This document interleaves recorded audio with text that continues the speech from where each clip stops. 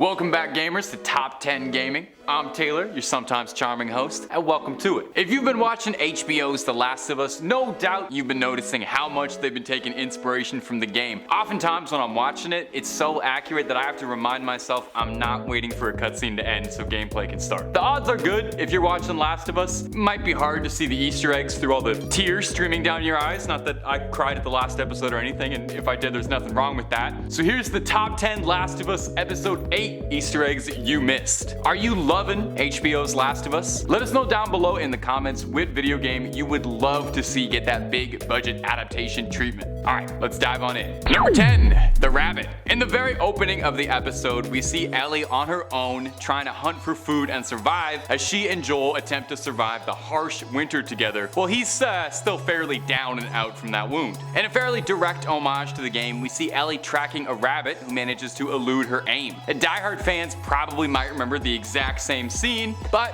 remember that in the original, well, Ellie does manage to catch the rabbit and puts an arrow through it. Normally, fans might bemoan any changes that happen to a script, but I think even the most hardcore Last of Us fans out there don't mind seeing that rabbit get home safely to its mama rabbit. You know, there's only so much hardship in the world we can take, and I've already seen so much go down. Just let one rabbit go home. And if you're looking for more top 10 lists, theories, scary moments, Easter eggs, wild predictions, and just all around fun stuff for the latest and greatest games, then I strongly urge you to check out Top 10 Gaming. We got all of that and then some. So click on through, find something to like, subscribe, and keep watching. But keep watching this video all the way to the end. We worked hard on this, okay? Moving on. Number 9, Ellie's dialogue. If you're the kind of guy like me who's played The Last of Us like a million times over and has a good portion of the script committed to memory instead of remembering anything useful like math or budgeting, you've probably pointed at the screen really excitedly a dozen times over, hearing your familiar and favorite quotes from the show, and hey, this episode was no different. A particularly memorable quote, maybe for me, maybe not for you, maybe this one left your mind, is when Ellie first encounters David and one of his goons and says, "Any sudden moves, I put one right between your eyes. Ditto for buddy boy over there." Letting David know right away Ellie is not your run-of-the-mill youngster out there in the wasteland, and she's learned a lot from her time with Joel. I gotta be honest, I practically mouthed that dialogue along with the screen and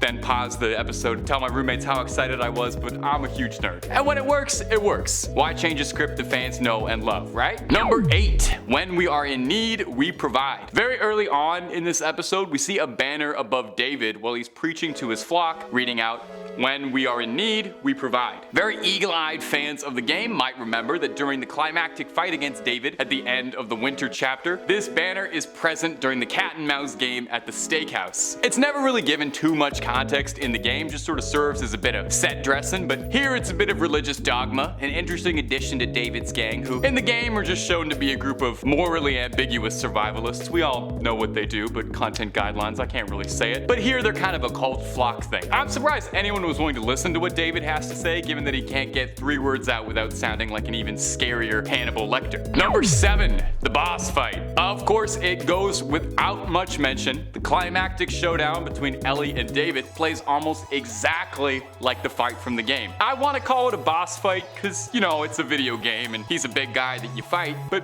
it feels wrong calling a guy like David a boss fight. It feels weird to compare him to something like Bowser, you know? He's evil in a much different way than most video game bad guys usually tend to be. But anyway, the tense game of cat and mouse in the bistro was basically just screen capturing PS4 gameplay for the TV show. It was really amazing. Down to Ellie sneaking around in the corners, going in for little pokes when she could. There's one shot in particular that really zoom in on Ellie hidden behind like a bench piece of furniture with her switchblade drawn, calling to mind like the exact camera angles from the duel. Maybe you guys aren't as pedantic as I am, but I literally like jump out of my seat and start screaming when I see stuff like this. Now, a big change is that in the game, during this sequence when I was playing, Ellie died 300 times.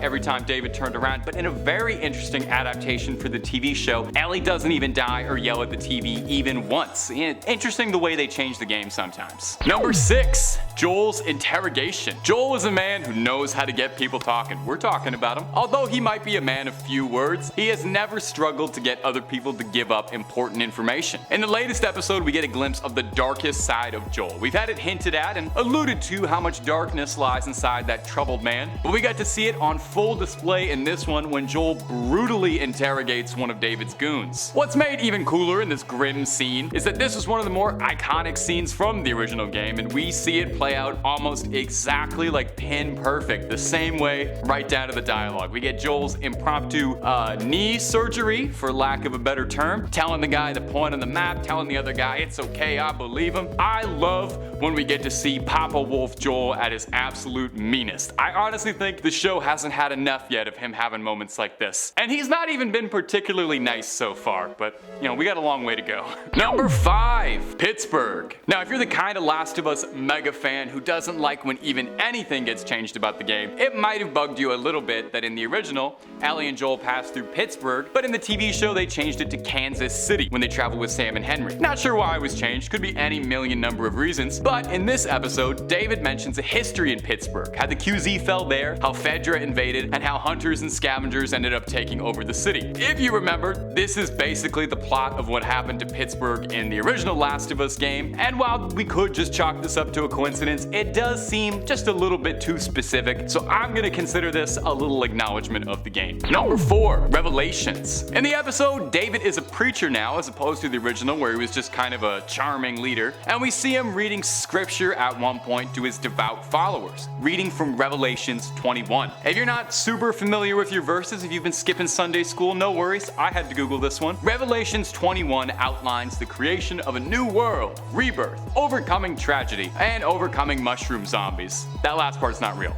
But the other stuff is, and it's all extremely relevant to the horrific conditions of the post-cordyceps world of The Last of Us. Showrunner Craig Mazin confirmed on the podcast that the chosen scripture was not random at all and was meant to highlight the themes of The Last of Us as a whole, as well as serving as a good mask for a creep like David to make it seem like he really cares about other people and that he wants to start a new world free of tragedy for his flock, but really, he just wants to start a new world where he makes all the rules and, you don't want to ask what's for dinner. Number 3, Abby. Huh? A plot point during this episode is that the daughter of a man Joel, took care of, for lack of a better word, is living alone in the commune, grieving her fallen father and understandably having a bit of an issue with the contractor's method of problem solving. Makes sense, I would probably be upset as well. Now, she could just be there to remind the audiences that all those bandits and goons that Joel's taken down had families of their own and were also just trying to survive out there, but more than a few fans of the games raised an eyebrow because, mild spoilers for The Last of Us 2 or Season 2, this sounds extremely familiar to Abby's entire motivation in The Last of Us 2, the very divisive deuteragonist of the acclaimed sequel. Now, I'm not saying this character is Abby, because that would mess with the timeline like crazy, and given how accurate they've been to the source material, I strongly doubt they would completely rewrite a major character like Abby like this, so it could just be that this character's brief appearance was meant to foreshadow a character who'll someday become Ellie and Joel's greatest nemesis.